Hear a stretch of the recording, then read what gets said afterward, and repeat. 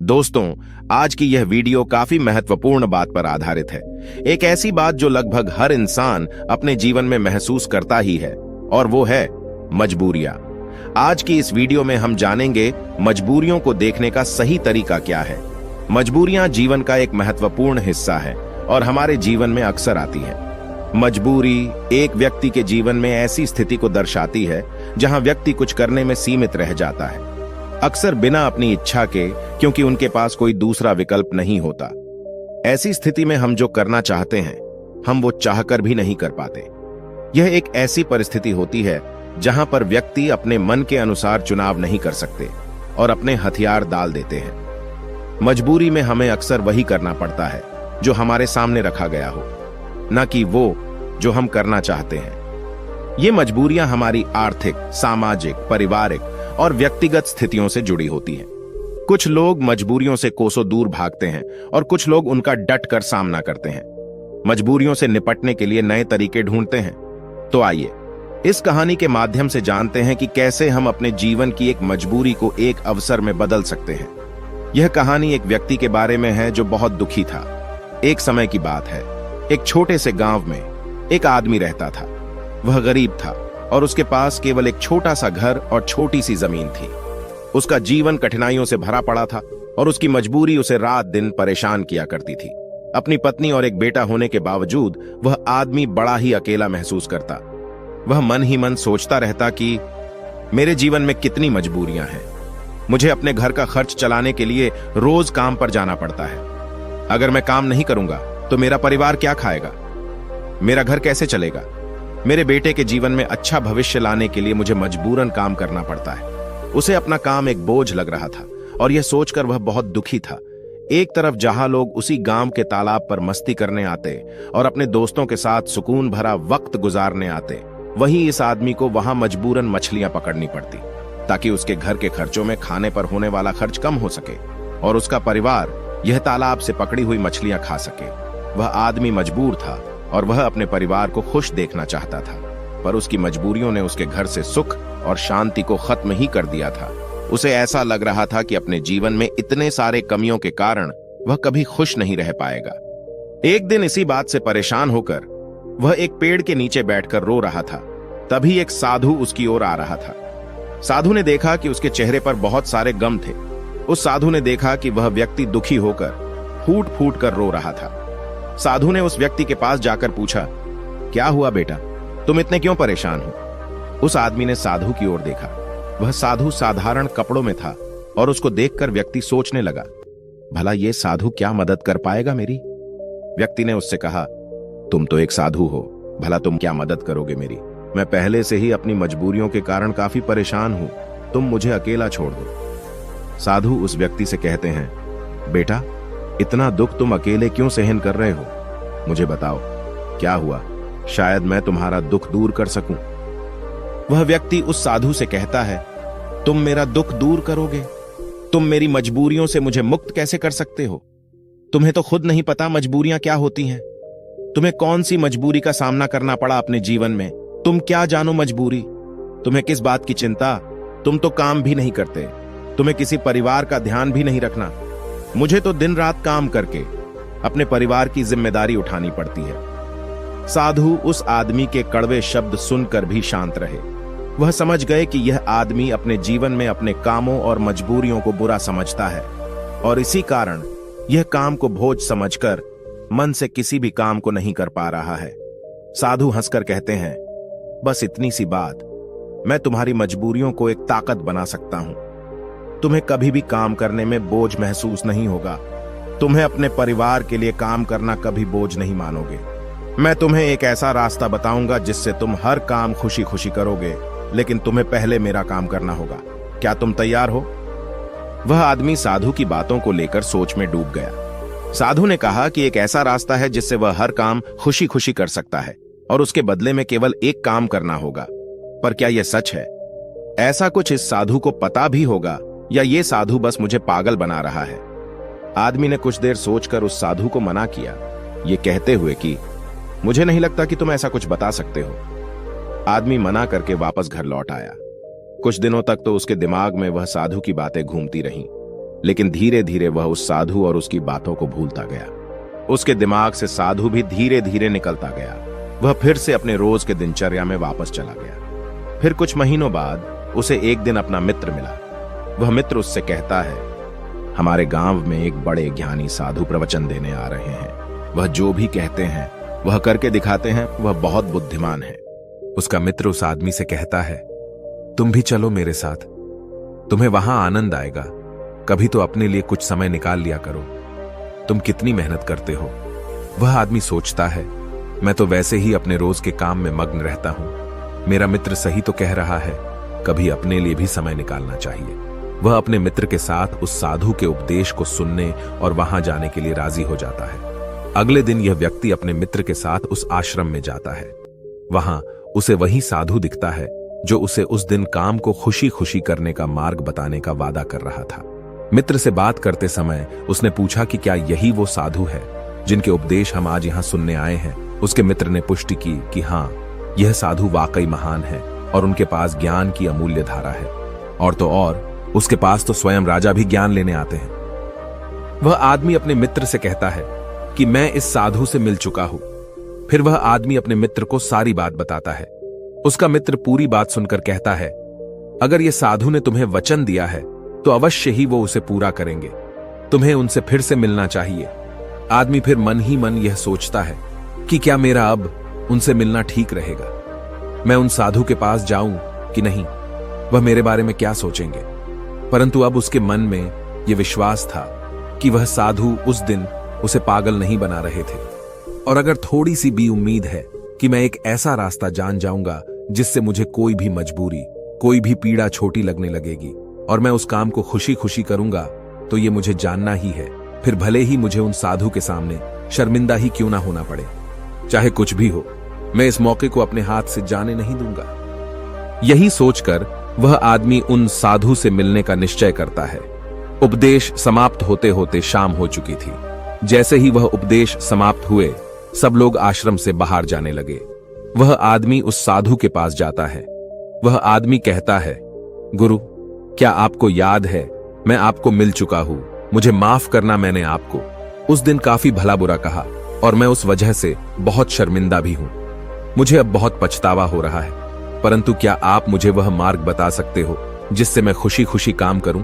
मैं आपका कोई भी काम करने के लिए तैयार हूं। साधु हंसते हुए कहते हैं, हां, मुझे याद है। तुम वही आदमी हो जो उस दिन दुखी हालात में मुझे मिला था। ठीक है, मैं अपना वादा पूरा कर दूंगा। लेकिन अब शाम हो चुकी है और मैं पूरे दिन उपदेश देकर थक गया हूं। तुम मुझे कल सुबह इसी आश्रम के बाहर मिलना। वह आदमी बहुत खुश होता है और कहता है, जी गुरुदेव, मैं कल सुबह आपसे मिलने आ जाऊंगा। सुबह होते ही वह आदमी उस आश्रम के बाहर उस साधु से मिलने जाता है। जब वह आदमी वहां पहुंचता है तो गुरु दरवाजे पर रुके होते हैं। वह व्यक्ति उन साधु के पास जाता है और कहता है, गुरुदेव, मैं तैयार हूं। साधु उस व्यक्ति से कहते हैं, बेटा, मुझे अपना वादा याद है जो मैंने तुमसे किया था, परंतु तुम्हें समझने के लिए मुझे तुमसे एक काम करवाना पड़ेगा। वह आदमी उस साधु से कहता है, जी गुरुदेव, मैं कुछ भी करने के लिए तैयार हूं। आपका काम क्या है जो मैं कर सकता हूं, मुझे बताइए। वह साधु उसे पास के तालाब के पास ले जाते हैं। वहां एक बड़ा सा पत्थर था जो पानी के बहाव को रोककर बैठा था। साधु उस व्यक्ति से कहते हैं, बेटा, क्या तुम्हें यह पत्थर दिख रहा है जो पानी के बहाव को रोककर बैठा हुआ है। व्यक्ति कहता है, जी। फिर साधु कहते हैं, तुम्हें इस पत्थर को यहां से हटाना है। जैसे ही तुम इस पत्थर को हटाओगे, तुम्हें तुम्हारे प्रश्नों के उत्तर मिल जाएंगे। व्यक्ति कहता है, लेकिन गुरुदेव, यह कैसे मुमकिन है। यह तो इतना बड़ा पत्थर है, मैं इसे कैसे हटाऊंगा। और फिर इस पत्थर को हटाने से मेरे जीवन की मजबूरियां कैसे हट जाएंगी, मुझे कुछ समझ नहीं आ रहा। साधु कहते हैं, तुमने कहा था कि तुम मेरा कोई भी काम कर दोगे। तुम्हें इस पत्थर को हटाना ही पड़ेगा, अन्यथा मैं तुम्हें तुम्हारे प्रश्नों का उत्तर कभी नहीं बताऊंगा। अब मैं अपने आश्रम जा रहा हूं। जब तुम यह काम कर दोगे, उसके बाद तुम मुझसे मिलने आना। इतना कहकर साधु अपने आश्रम की ओर बढ़ गए। उस आदमी ने सोचा, मुझे यह समझ नहीं आ रहा है कि गुरुदेव मुझे इस पत्थर को हटाने का काम क्यों दे रहे हैं, लेकिन जो कुछ भी हो, मेरे समस्याओं का हल तो मुझे चाहिए। मैं अपने जीवन से बहुत दुखी हूं और अगर मुझे इस पत्थर को हटाने से मुझे गुरुदेव उत्तर बता देंगे तो ठीक है। गुरुदेव अगर मुझे यह करने को कह रहे हैं तो इसमें जरूर कोई बात होगी। इतना सोचकर उस आदमी ने उस पत्थर को अपने हाथों से हटाने का प्रयास शुरू किया, लेकिन वह पत्थर इतना विशाल और भारी था कि वह थोड़ा भी नहीं हिला। कुछ देर बाद थक हार कर उसने अपने पीठ के बल पर लेकर फिर से प्रयास किया, उस पत्थर को हटाने की कोशिश की। उसने देखा कि वह पत्थर थोड़ा सा अपनी जगह से हिल गया, पर जैसे ही वह थोड़ा सा सीधा हुआ वह पत्थर फिर से अपनी जगह पर वापस आ गया। उस आदमी का आत्मविश्वास टूट गया। वह मन ही मन सोचता है कि यह कैसा काम दिया है मुझे इस साधु ने, यह पत्थर तो हिलने का नाम भी नहीं ले रहा। बाहर बहुत धूप थी और वह आदमी पसीने में भीग जाता है। वह आदमी बीच में ही रुक जाता है, पर फिर उसे उन साधु की शर्त याद आती है, जिसके मुताबिक अगर वह उनका काम नहीं करेगा तो उसे वह नहीं मिलेगा जो वह चाहता है। यह काम करना भी एक प्रकार की मजबूरी ही थी। काफी समय बीत जाने के बाद उस आदमी ने पास में ही एक पेड़ देखा और उसे उस पेड़ को देखते ही एक तरकीब सूझी। उसने सोचा, क्यों ना मैं एक लकड़ी के टुकड़े को पत्थर के नीचे फंसाकर उस लकड़ी पर अपना वजन रखूं। इससे मुझे कम जोर लगाना होगा और लकड़ी बड़ी और मजबूत होने के कारण उसका परिणाम ज्यादा होगा। वह आदमी तुरंत ही एक बड़ी और विशाल लकड़ी तोड़ने में लग जाता है। जैसे तैसे उस आदमी ने एक बड़ी लकड़ी उस पेड़ से निकाली, उसके सारे छोटे टहनियां और पत्ते को तोड़कर एक सीधी लकड़ी तैयार की जो वह इस्तेमाल कर सके। फिर उसने उस पत्थर के अगल बगल एक खड्डा खोदा जहां वो उस लकड़ी को डाल सके। उस आदमी ने लकड़ी का एक छोर उस पत्थर के नीचे फंसाया और फिर वह आदमी अपने हाथों में 2 बड़े पत्थर लेकर उस लकड़ी के दूसरे छोर पर बैठ गया और देखते ही देखते वह पत्थर अपनी जगह से हट गया और पानी का बहाव फिर से चालू हो गया। वह आदमी बहुत खुश हुआ, उसे आत्मविश्वास महसूस हुआ। वह दौड़ता हुआ उन साधु के पास गया और कहा, गुरुदेव मैंने कर दिखाया, मैंने उस पत्थर को हटा दिया और मैंने अपना वचन भी पूरा कर दिया। साधु पूरी बात उस आदमी से सुनने के बाद कहते हैं, तुमने अच्छा काम किया, मेहनत की, तुमने तरकीब भी निकाली और तुमने अपने दिमाग का भी इस्तेमाल किया, लेकिन मुझे एक बात बताओ, क्या तुम्हें लगा था कि तुम ये काम कर पाओगे? आदमी कहता है, नहीं गुरुदेव, मुझे नहीं लगा था कि मैं इतना बड़ा पत्थर हटा पाऊंगा। साधु पूछते हैं, क्या लगता है तुम्हें, तुम ये सब क्यों कर पाए? आदमी जवाब देता है, क्योंकि यही आपकी शर्त थी, अगर मैं नहीं करता तो मुझे अपना जवाब कभी नहीं मिलता। साधु कहते हैं, तो तुम यह कह रहे हो कि यह काम करना तुम्हारी एक मजबूरी थी? आदमी कहता है, हां, लेकिन आप वही वही क्यों पूछ रहे हो? इस पर साधु कहते हैं, मैं तुम्हें यही तो समझाना चाहता था। जिस तरह आज तुम्हारे सामने वह पत्थर हटाने की मजबूरी थी, इसी तरह तुम्हारे जीवन में भी तुम्हारे सामने कई मजबूरियां आएंगी। साधु आगे कहते हैं, मजबूरियां ही तुम्हें वह काम करवाती है जो तुम्हें नहीं लगता कि तुम वह कर सकते हो। तुम्हारी मजबूरियां तुम पर बोझ नहीं है, बल्कि मजबूरियों के कारण तुम जिंदा भी हो। तुम खुद सोचो, अगर तुम्हारे ऊपर मजबूरियां ना होती और काम करके अपने परिवार के लिए कमाई करने की कोई पाबंदी ना होती, तो क्या तुम अपने घर से बाहर भी निकलते? नहीं ना, तुम एक ही जगह बस आराम से बैठे रहते। लेकिन क्या ऐसा आराम करना ठीक है? क्या तुम्हारे शरीर में बीमारियां नहीं आ जाती? तुम अपनी मजबूरियों के कारण काम करते हो, जिससे तुम स्वस्थ और तंदुरुस्त रहते हो। जहां तुम पहुंचना चाहते हो, ये मजबूरियां ही तुम्हें वहां का रास्ता दिखा सकती है। वह हमें बताती है कि हमें क्या करना चाहिए उस लक्ष्य तक पहुंचने के लिए। तुम्हारी समस्या यह नहीं है कि तुम्हारे ऊपर मजबूरियां हैं, बल्कि तुम्हारी समस्या यह है कि तुम उन मजबूरियों को एक बोझ समझ रहे हो। हमारी मजबूरी हमारे लक्ष्यों को प्राप्त करने में हमारे लिए एक माध्यम बन सकती है और हमें नए दिशाओं में ले जा सकती है। जैसे कि तुमने लकड़ी का उपयोग किया ताकि उस पत्थर को हटा सको, ऐसा ही कुछ हमारे साथ जीवन में भी होता है। जब हमसे ऊंचे स्तर के लोग, जैसे कि हमारे बॉस या फिर माता पिता या फिर कोई गुरु, हमें कोई कठिन काम देते हैं तो हमें लगता है कि यह काम हमारे लिए बहुत मुश्किल है। उदाहरण के रूप में, जब हमारे बॉस हमें एक बड़े और कठिन काम को संभालने का काम देते हैं, या जब तुम्हारे व्यापार में कोई विरोधी व्यापारी तुम्हारी तकलीफें बढ़ा देता है जो तुम्हारे लिए मुश्किल होता है, तो तुम कैसे उसका सामना करोगे? अक्सर हम नहीं चाहते कि ऐसी समस्याएं हमारे सामने आएं, लेकिन सच्चाई तो यह है कि वह हमारे सामने है और हमें हमारे लक्ष्यों को प्राप्त करने से रोक रही है। क्या लगता है आपको, ज्यादातर लोग इस स्थिति में क्या करते होंगे?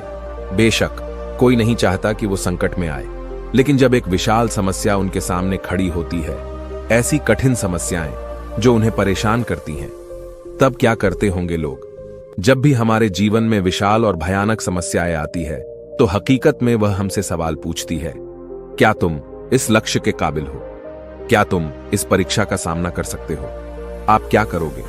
क्या होगा आपका उत्तर इस प्रश्न पर? क्या होता है जब आपके सामने एक समस्या खड़ी हो जाती है जिसका समाधान आपके लिए मुश्किल होता है? क्या आप भाग जाएंगे? क्या आप अपने लक्ष्य को किस्मत के हाथों छोड़ देंगे? अगर हम इतिहास की ओर देखें तो हजारों लोगों ने इन सारे प्रश्नों का उत्तर ना में दिया। उन्होंने अपने हथियार डाल दिए, अपने लक्ष्य को छोड़ दिया, सिर्फ इसलिए क्योंकि उनके सामने एक बड़ी समस्या आ गई थी। ऐसा हम आज के युग में भी करते हैं। हम हार मान लेते हैं। हम अपने उच्च स्तर के लोगों को पागल तक कह देते हैं कि क्या सोचकर मुझे यह काम सौंपा गया, यह काम तो किसी से भी नहीं होने वाला। या फिर हम अपने लक्ष्य को त्याग देते हैं यह कहकर कि शायद यह लक्ष्य मेरे भाग्य में ही नहीं है। लेकिन इतिहास के कुछ लोगों ने इस प्रश्न का उत्तर हां में दिया।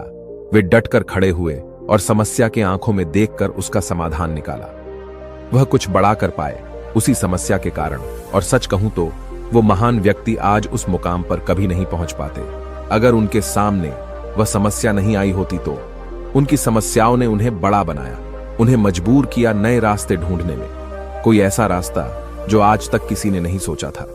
बड़े और महान लोग भी अक्सर अपनी समस्याओं से जूझते हैं और उन्हें पार करने के लिए नए रास्ते ढूंढते हैं। समस्याएं हमें मुश्किल में डालती हैं और हमें मजबूर करती है नए रास्तों की तलाश करने में। यही तरीका है जिससे हम अपने लक्ष्यों को हासिल कर सकते हैं और अपने जीवन को सफल बना सकते हैं। और यही सही तरीका है हमारी मजबूरियों को देखने का। जब तुम्हारी नजर अपने लक्ष्य पर होगी तो तुम्हें अपनी समस्याएं छोटी लगने लगेगी। इसीलिए मजबूरियां अच्छी होती हैं। तो अगली बार जब तुम किसी मजबूरी में खुद को पाओ तो खुश हो जाना, क्योंकि यह एक मौका है तुम्हें अपने आप को साबित करने का और उसी दौरान वह बनने का जो तुम पहले कभी नहीं थे। दोस्तों, आपने आज के इस वीडियो से क्या सीखा वह मुझे आप कमेंट में बता सकते हैं। इसी के साथ में उम्मीद है कि आपको आज की वीडियो पसंद आई होगी। तो इस वीडियो को उस इंसान को शेयर करें जिसे इसकी सख्त जरूरत है, और उसी के ठीक बाद चैनल को सब्सक्राइब करें। तो चलिए फिर मिलते हैं ऐसी एक और नई वीडियो में। तब तक के लिए अपना ख्याल रखें। धन्यवाद और